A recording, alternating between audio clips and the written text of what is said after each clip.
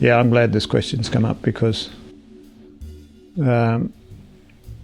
most Westerners are not good language learners. Some people that came from places in Europe might learn 4 or 5 different languages, and some Asian people might learn a number of languages as they grow up, and they don't have this mental block about learning languages. But many Australians, unfortunately, have a mental block about it. They expect the young students in the classroom to learn this foreign language, English, but yet then they don't see that they should also be attempting to learn language themselves. So how can you go about it? The best way is to try and get hold of some language material that has already been created, that already exists, that might have been developed 40, 50 years ago. Don't worry about that. The content of it might be aged, in a sense, back into that time. Don't worry about that. Grab all of that material and use it, because you don't want to be now spending a lot of time creating new language material, which I've heard so many people waste their time on. So many people waste their time on.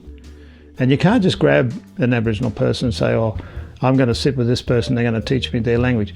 They haven't taught somebody from start their own languages. Yes, they do teach each other languages.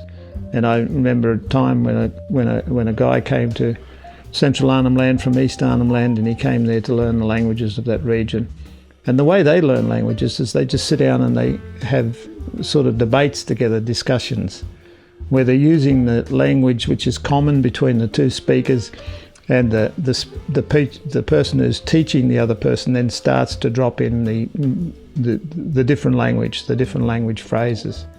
So they start to teach each other the rhythms of the language.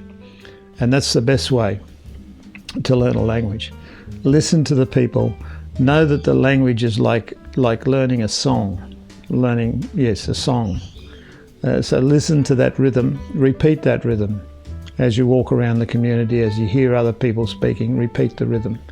Get hold of the organised material. Start working through that. And at the same time, on your mobile phone these days, you can ask people to teach you how to say a particular thing, in the classroom or in the office or wherever you're working with people, out with rangers or whatever. You can record those on your phone and get them to say the phrase or the word once, and then enough space for you to be able to repeat it afterwards. Get them to say it the second time and a third time, and then at the end you just say what that word is in English, or what that phrase means in English. Then you have it there on a recording and you can just play it over and over again. If you start to learn the rhythm of the language, the rhyme of the language, what happens is your dendrites growth in your brain over the night time will repeat those language words, will repeat those phrases, and you'll start to grow the connections in the brain cells for you to be able to understand and to speak that language. And if you use this method of repetition, repeating, hearing, repeating over and over again, you'll find yourself starting to use phrases and words almost automatically, and you'll be surprised that you can actually understand and speak those words again.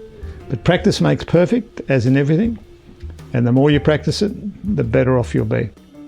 And if you do it in the first 3 months that you arrive on community, they are the ones that must happen in those first 3 months, where you work on learning language. I'd say learn it before you go if you've got an opportunity, by getting the materials.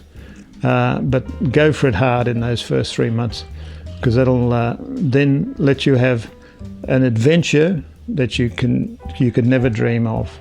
The venture of learning how to dive deep into a new culture, a different world, an Australian world, the original Australian culture.